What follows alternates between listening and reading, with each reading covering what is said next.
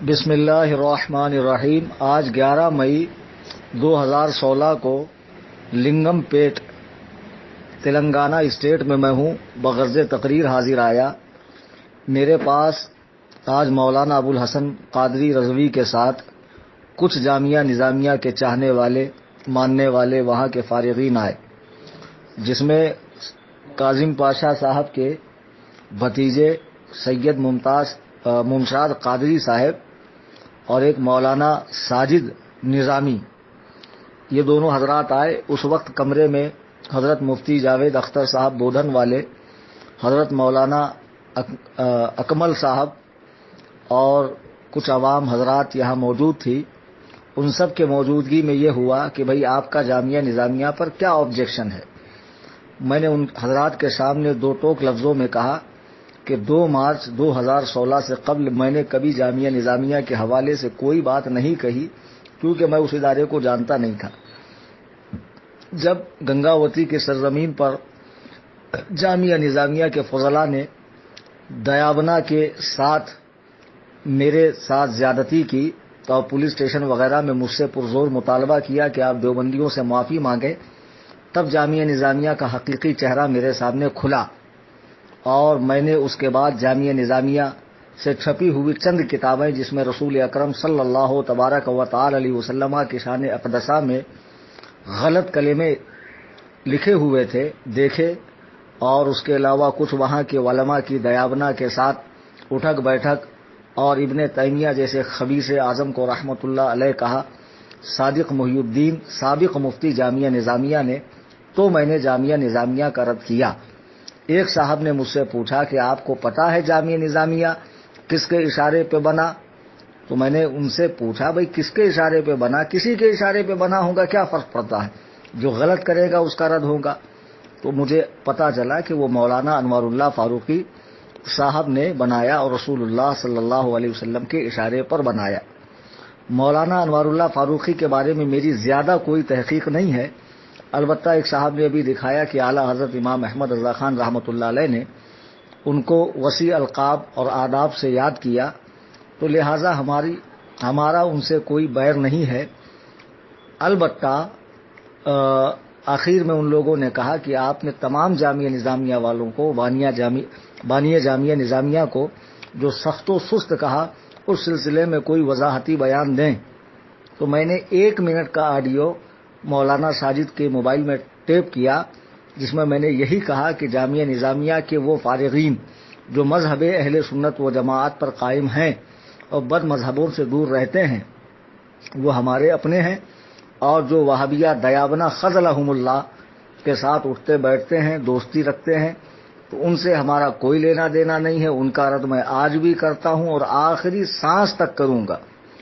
اب یہ آڈیو مجھ سے وہ لے کر گئے ہیں، اب اس کے بعد اگر اس آڈیو کو وہ غلط رنگ دے کر پیش کرتے ہیں تو انہیں اور تمام لوگوں کو معلوم ہونا چاہیے کہ جب کمرے میں بات ہو رہی تھی تو اس وقت میں نے 19 منٹ کی ہم لوگوں کی آپسی گفتگو کو ٹیپ کر لیا ہے، جو میرے پاس محفوظ ہے، جس میں مجھ پہ مولانا ممشاد صاحب نے، سید کاظم پاشا کے بھتیجے صاحب نے مجھ پہ یہ الزام لگایا کہ آپ رضویوں کو چشتیوں سے بڑا سمجھتے ہیں، بلکہ اعلیٰ حضرت کو غریب نواز اور غوث پاک سے بڑا سمجھتے ہیں۔ تو ان سے میں نے کہا یہ سراسر بہتان ہے، آپ اس کو ثابت کریں۔ تو انہوں نے کہا نہیں، آپ کی بات سے یہ مطلب نکل رہا۔ تو میں نے کہا میری بات کا مطلب نکالنے کا آپ کو کوئی حق نہیں ہے، ہر انسان کا اپنا ایک دماغ ہوتا ہے اور اپنے دماغ سے وہ مطلب نکالتا ہے۔ تو مطلب نکالنے سے کچھ نہیں ہوتا ہے، جبکہ واضح صاف صریح بات میں نے ایسی کہیں کہی ہو تو آپ مجھے بتائیں۔ ہم اعلیٰ حضرت کو ان کے معاصرین اور بعد والوں کے مقابلے میں اعلیٰ حضرت کہتے ہیں، قدماء کے مقابلے میں اعلیٰ حضرت نہیں کہتے ہیں۔ اب میں بتانا یہ چاہ رہا ہوں، علاقۂ دکن میں آئندہ جب بھی میں تقریر کے لیے آؤں تو جامعہ نظامیہ والوں کو چاہیے کہ میں تو غیر مقلدوں کا، وہابیوں کا، دیوبندیوں کا، منہاجیوں کا، صلح کلیوں کا رد کرتا ہوں، کروں گا، وہ میرے بیچ میں نہ آئیں، جو بھی بیچ میں آئے گا اس کا رد ہوگا اور انشاءاللہ الرحمن ہوگا، اس میں کوئی دو رائے نہیں ہے۔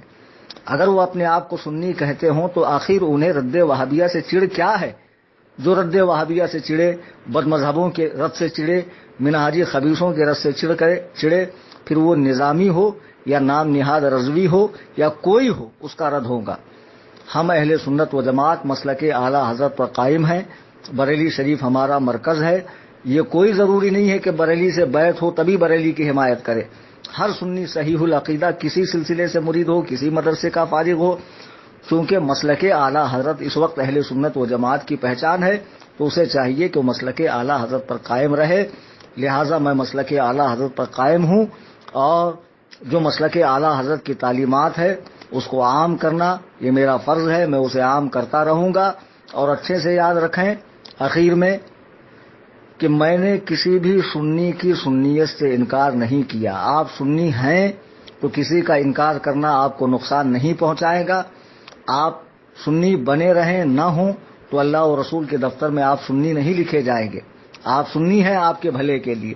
میں نے کسی بھی سنی کے سنیت کا انکار نہیں کیا، چاہے وہ کہیں کا فارغ ہو۔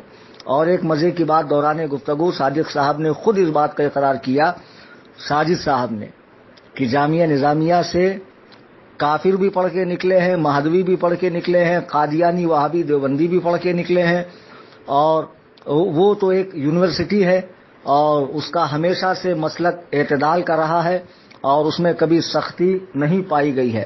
تو ان کا یہ زبانی اقرار بھی اس بات کی غمازی کر رہا ہے کہ جامعہ نظامیہ کا موجودہ نہج صحیح نہیں ہے اور ہمیں اس سے کوئی اتفاق نہیں ہے۔ البتہ بانی جامعہ نظامیہ کے بارے میں خاطر خواہ تحقیق نہ ہونے کی بنا پر میں ان کے حوالے سے کوئی بات نہیں کہتا، اور ان حضرات کے حوالے سے بھی نہیں کہتا جو سختی کے ساتھ اہل سنت و جماعت پر قائم ہیں، بھلے جامعہ نظامیہ سے فارغ ہیں۔ البتہ ہم ان کا رد کرتے ہیں جو صلح کلیت کا مزاج رکھتے ہیں اور بد مذہبوں سے اتحاد و اتفاق رکھتے ہیں، جامعہ نظامیہ کے فارغ ہوں، عثمانیہ یونیورسٹی کے فارغ ہوں یا کہیں کے فارغ ہوں۔ اللہ تبارک و تعالی ہم سب کو مذہب مہذب اہل سنت و جماعت یعنی مسلک اعلی حضرت پر استقامت عطا فرمائے۔